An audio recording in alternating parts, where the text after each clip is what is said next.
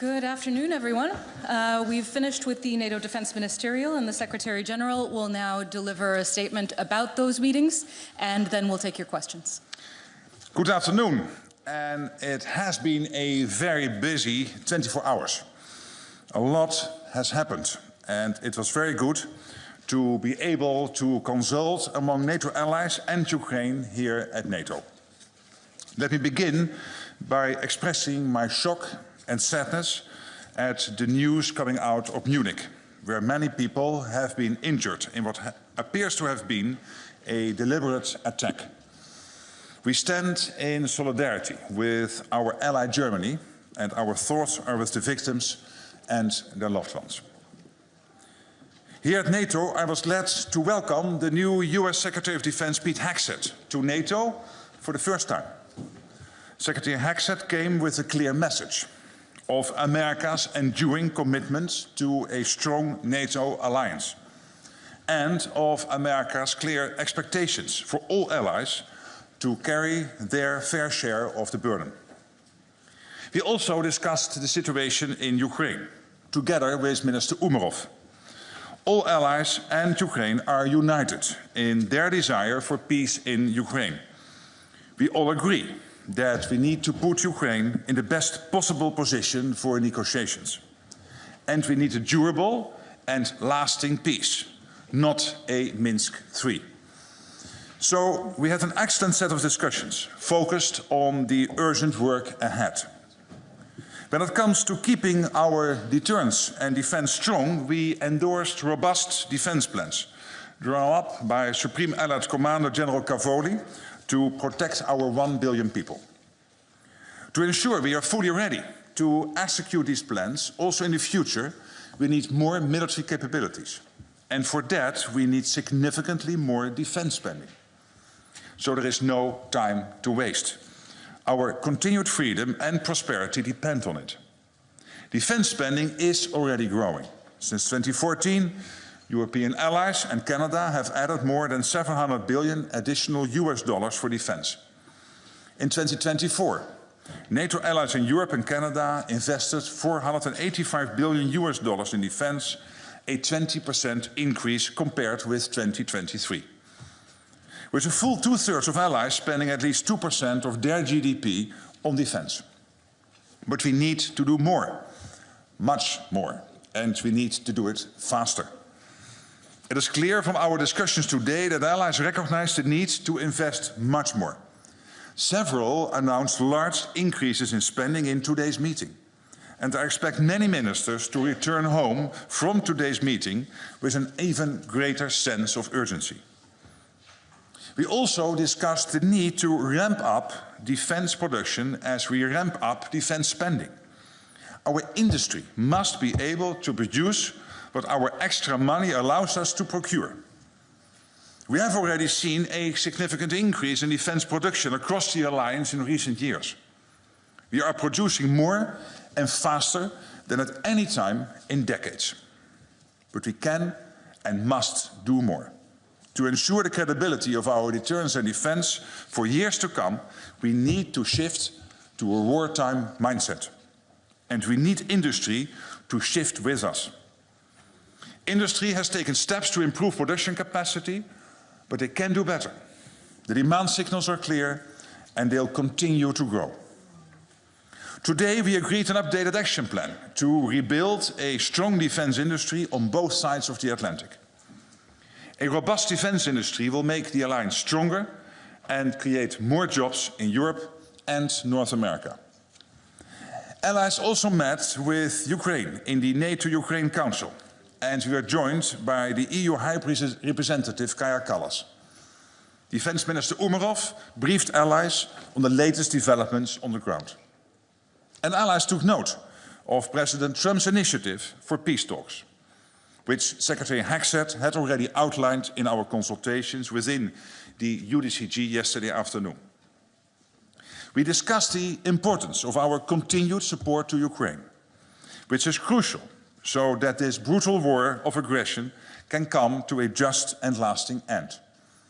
And we discussed the need for European allies and Canada to do even more.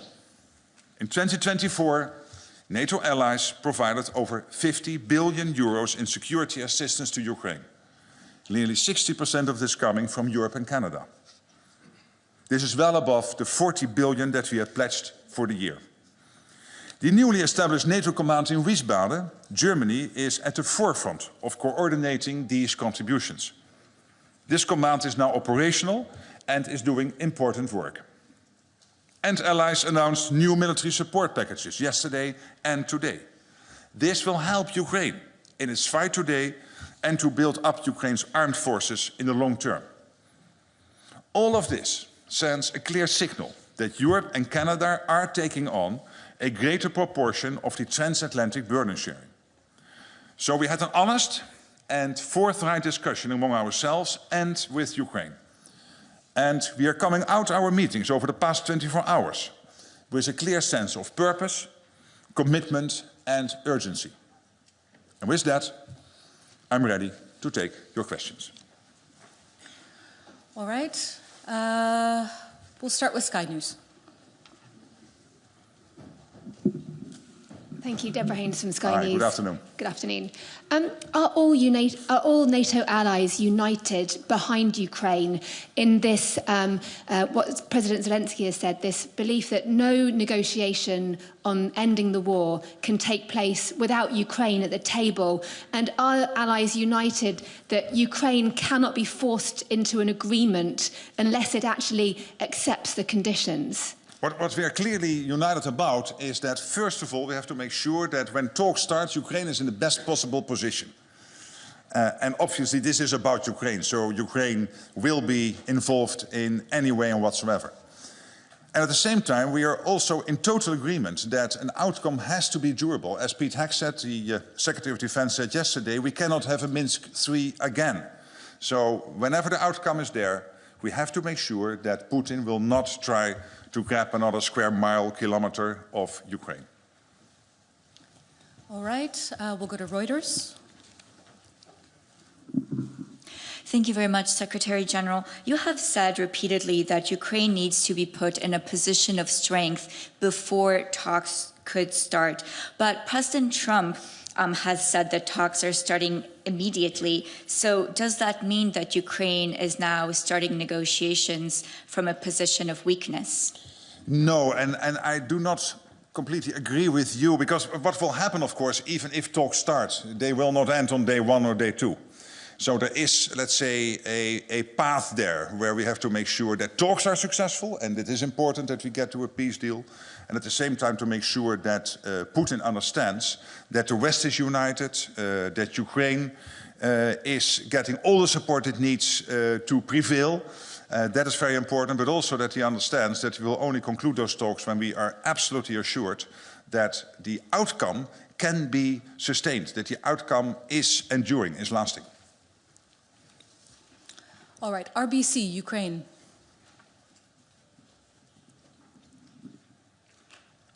Milan Lilic, RBC Ukraine News Agency. Secretary General, do you believe that Vladimir Putin really wants to end the war now, as President Trump said it yesterday? Thank you. Well, I don't know what is exactly in President Putin's mind, of course, neither can you. I have had many meetings with him between 2010 and 2014 in my previous role. He is a strong negotiator. He is very unpredictable. But in the end, if we want to get to a peace deal, we need him there because he was the one starting this war of aggression against your country. So we have to make sure that we navigate those talks in a way that the outcome is such that it is clear to the whole world that there is a strong deal, that also the Indo-Pacific countries like China, but also a country like North Korea, and even in the Middle East, Iran, know that it is the West which is prevailing. BBC. In the center, we'll get the mic too. Thank you, Secretary. Your voice is so commanding, you don't need it. Yeah, Jonathan Beale, BBC. Hi. Boris Pistorius, the German defense minister, said it was regrettable that the Trump administration had made concessions before negotiations had begun. Similar message from the EU Foreign Policy Chief, Kaja Kallas. Not a good idea. Would you agree with them? Well, I'm not in a position to comment on everything everybody is saying, but I would not be surprised about President Trump's views on this. He has been clear during the election campaign, and we knew for a couple of days that talks were imminent, at least that a phone call with President Putin was imminent, and that phone call took place yesterday. And now we have to make sure collectively that we do everything to make sure that we get to a lasting outcome of those talks. All right. Moscow Times, please. Thank you.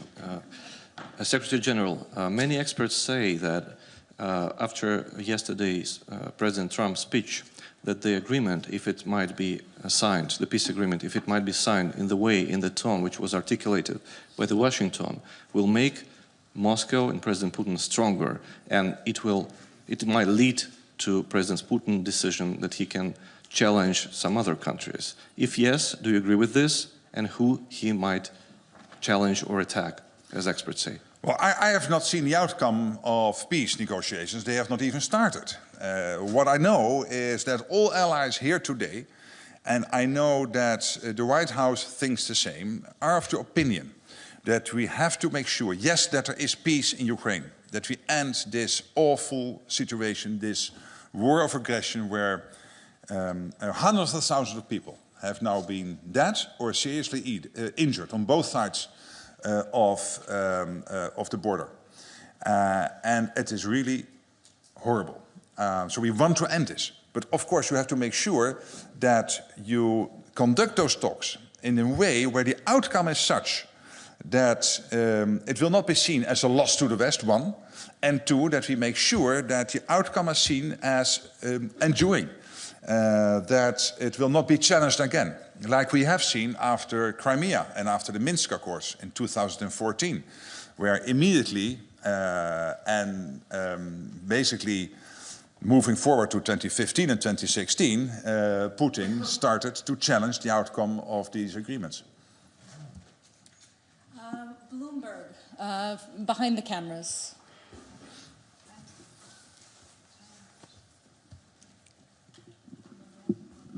Secretary General, this is Andrea Pallasciano from Bloomberg.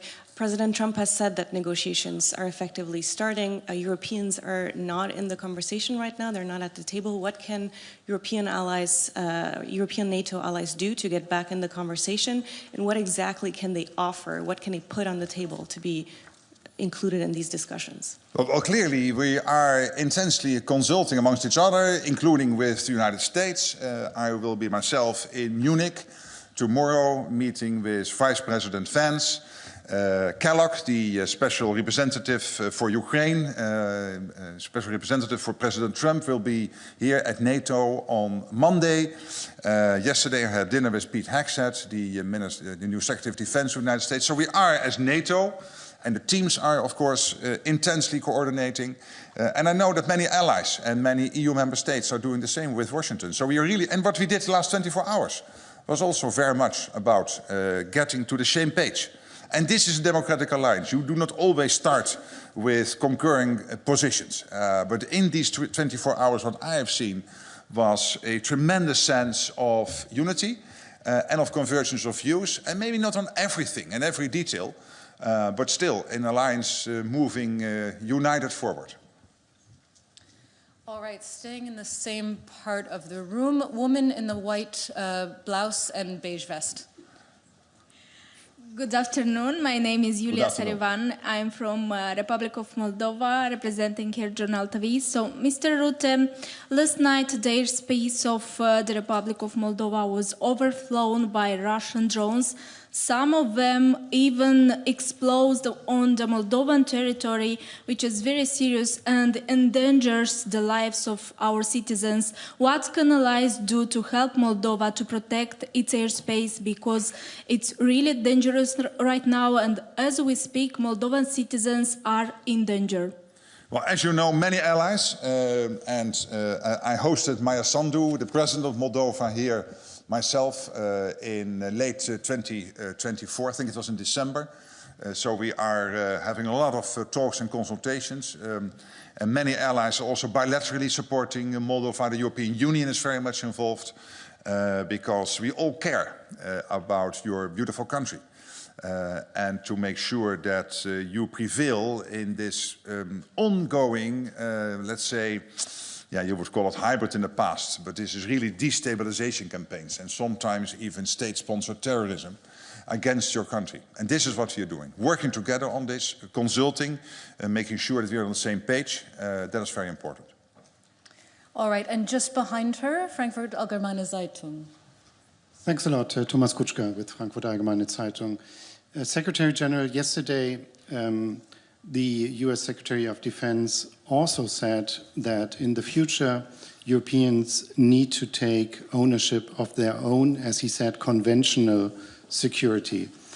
How do you read this? Does it mean that we should expect the bulk of the US forces in Europe, which are about 100,000 at the moment, will be withdrawn from the continent? Did you discuss this with him? Did you get any assurances? And would it be wise for Europeans to basically foresee a situation where the US only provides a nuclear umbrella, but no longer any conventional protection? Thank you. Thank you for the question. And you know, Pete Hegseth visited Stuttgart on Tuesday. And on a question, I think, by you or one of your colleagues said that there are no plans to reduce troop levels. That's one. At the same time, the US is quite irritated, basically for a long time, and Trump made this very clear when he came on board in 2016, 2017, about the fact that the US is spending much more on defense than the average is in the rest of NATO, in Canada and in Europe. So we have to do more. Last year we spent 20% more. US NATO allies. So if you take out US from the numbers, the rest of NATO spend 20% more. So we can do this. But it is not nearly enough. When you look at the capability targeting process, and when you then from there start to see the emerging gaps, it has to be much and much more than this famous 2%. It will be more than 3% at least. So here he is right. And the good thing, of course, is when we in the rest of NATO spend more, that there will be more of a burden sharing with what the US is doing, because the US itself is now on about 3.3, 3.4, 3.5%, depending on which year and how you calculate it.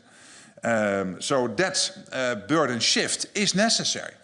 But to your concrete question, I think Pete Hegseth was very clear in Stuttgart. Let's see. Here. Woman in the second row. Yuri Bilat, Holland Media, Russian Media in Exile. I wanted to ask you about, like yesterday, NATO already did what Putin wanted, dropped off the idea of Ukraine membership in alliance in the foreseeable future. Is this how NATO will make Putin to start the talking process, but just giving him what he wants? Well, listen, in Washington again, NATO committed to future NATO membership for Ukraine. But it has never been agreed that whenever peace talks would start, that peace talks would end anyway and always and definitely with NATO membership. That has never been agreed. It could be, but it never was that clearly stated. What I consistently have said is we have to make sure that whatever the outcome is, we have to make sure that Vladimirovich Putin will never, ever try again to attack Ukraine. That is crucial. And then you and I, as I said yesterday, we can spend time, and not very long time, I think in 10 minutes, we can think of 5 or 10 ways to make sure that we have those guarantees in place for Ukraine going forward. But there has never been a promise to Ukraine that as part of a peace deal, they would be in NATO. All right, and now we'll go to the woman in the black jacket. Lucrezio, Rai Italian Public Television. US Secretary of Defense said that US are interested towards Indo-Pacific and China more than Europe. So European Union states they are a little bit concerned about this. What do you think about? Spend more. Spend more. And those not on 2% get to the 2% by this summer. And those on 2% prepare for much, much more. And it will be north of 3%. Because what is behind this is two things. One is the genuine issue that the US has to concentrate on multiple theaters, including on the Indo-Pacific. Absolutely. China, etc. It is a great worry for them. And rightly so. But also a continuous debate they're having with European allies. Hey guys, we are spending over 3%, 3.5% on average in the US, and you are close to 2% or not even at 2% in the rest of NATO. So they are right. They have every right to be extremely irritated because we are saying, yeah, but spending more, that might mean maybe saving somewhere else or increased taxation or, yeah, hey, guess what? That's the same for the US. When you spend 3.5% on defense, then you cannot spend it on your pensions or you cannot lower your taxes by that amount. So they're absolutely clear. So I think these two things come together. The US has to concentrate on Europe, yes, but also on other issues. And by the way, when it comes to the Indo-Pacific, and many allies today made that point, these theaters get more and more interconnected with North Korea, China and Iran backing up Putin, particularly North Korea and China being over there in the Indo-Pacific region. As I said before to you, I have sometimes more phone calls coming out of Korea, Japan, Australia and New Zealand from senior politicians there than from some NATO allies. So they're really worried about what is happening there. They want us to work closer together. And I also said today, if the US, rightly so, sees China and other emerging situations in the Indo-Pacific as an emerging threat to that country, then we have to face that together. Not that NATO is now expanding to the Indo-Pacific, but then you have to work together as an alliance how to make sure that those security threats of the US are also a concern for us here in Europe. NHK. Sachio from NHK, the public TV station in Japan, thank you. Kind of following up on my colleague's question, do you expect the IP4 countries to be spending more on defense, considering these situations? Well, of course, what I'm really doing in NATO is to make that push for more spending. It's not up to me, of course, to advise Japan or Korea or Australia or New Zealand on their spending levels, but your country has now a prime minister and a foreign minister and a defense minister. The defense minister is defense minister, and the foreign minister and the prime minister are former defense ministers. So you have the three most involved politicians in the cabinet really being very much, and I was on the phone with the Prime Minister recently, and we totally agreed on the importance of working together. But of course, it is not up to me to now even move outside NATO territory and start to lecture the whole world that they have to spend more on defense. All right, we have time for just a few more. BBC Russian service. Thank you very much. Firstly, just to follow up, you thought it was clear that this call that happened between Putin and Trump was imminent and you knew about this. Should we take it as a sign that you and other allies knew beforehand, before this call happened, that like Trump was going to talk to Putin? And do you think that the position that he shared with Mr. Putin, was it just American position, or was it, you know, like something that everybody agreed on? This is my first question. So I first answer that question, okay, then sure, we go to your second question. Now, what I said is we always knew that this week that call was imminent, not exactly at that particular time slot. It's not that detailed that we consult with each other, but we knew a call would happen soon. It was imminent, and teams are consulting each other. That doesn't mean that we always consult in detail about all the talking points in each of the phone calls each of the leaders within NATO is making. But of course, there is a large sense of sharing what each of us is doing. Okay, and my second question is, President Zelensky said today that there's a huge risk that the negotiations and just the conversation about the future of Ukraine and Europe could turn into bilateral US Russia conversation. And I think it's not a secret that Vladimir Putin wants to see something like the second Yalta, you know, like the situation where he sits with an American president and they decide on the fate of the whole world. And it feels that in the last 2 days, the risk that Europe will be excluded, Europe and Ukraine will be excluded from this conversation became much higher. What do you think about this? Well, first of all, the first one President Trump called after he was on the phone with Putin was President Zelensky. They talked for an hour. Tomorrow, President Zelensky will meet with Vice President Vance. I will myself have talks tomorrow with President Zelensky in Munich. So we are closely coordinating between the US and also Ukraine and, of course, European allies. All right, and just behind her, the blonde woman. Tanja Komarica, Serbia. What are the key challenges in NATO's relation with the non-member countries in the Western Balkan, and how does NATO plan to strengthen cooperation with these countries? Well, obviously, we are very much involved, as you know, in Kosovo through KFOR. We are also closely following and being helpful, trying to be helpful in Bosnia-Herzegovina. I myself have excellent relations with all the leaders in the region, thanks to my previous role, including President Vučić of Serbia. So we are in constant contact, making sure that whatever we can do to contribute to stabilizing the region, we do. We have just had the Kosovo elections. The electoral committee still has to decide, I think, on the exact outcome, but we have seen the trend. It might probably mean that you will have a coalition now in Kosovo. And that political process, of course, has to take place, as is normal in a democracy. But we are closely connecting and following everything happening there. And as you know, the Deputy Secretary General is also from the Western Balkans. She is from North Macedonia, and she is a great advisor on all these issues. All right, Echo. Artem Serin, ECHO. So if, as we see, negotiation may start soon, maybe in this half year or year, does that mean that member states are effectively accepting the suspended status of the annexed territories? How does it align with statements supporting Ukraine's sovereignty? Does that mean that NATO accepts all these territories are controlled by Russia forever?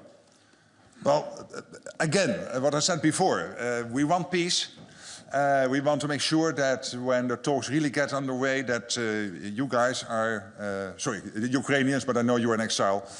I'm not sure whether you live in Ukraine now, but at least that Ukrainians are in the best possible position to conduct those talks.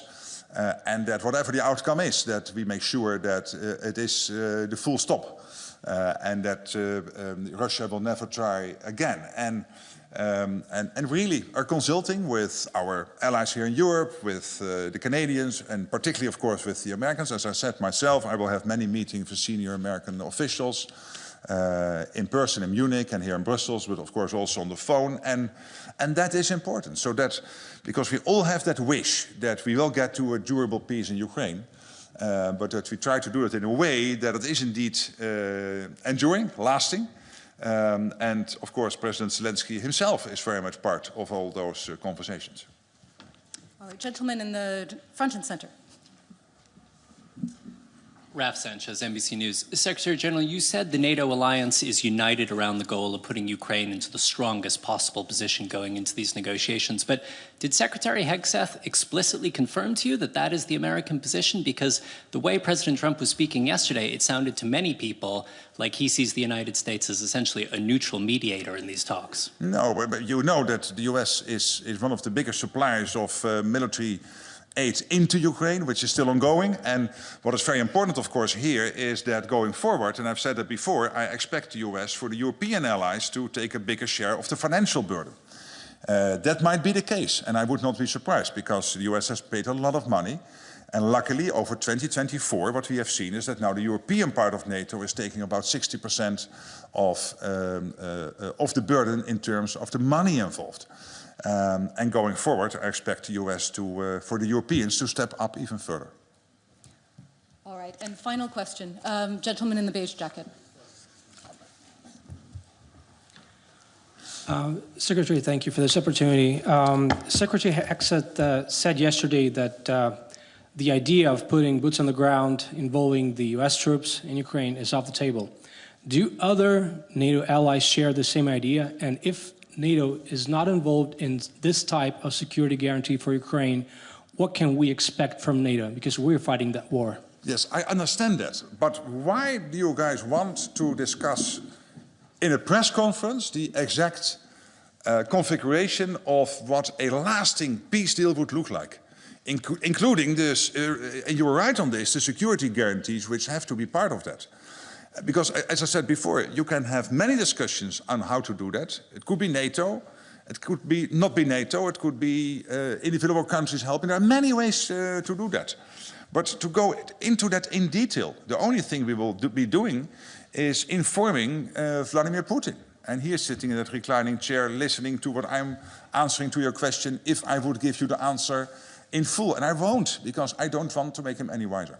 That's exactly what the US Defense Secretary said. What he said is he made very clear the US position on yes or not NATO as part of a peace deal. And he is totally entitled to do that. Thank you so much. Thank you so much. That's all we have time for.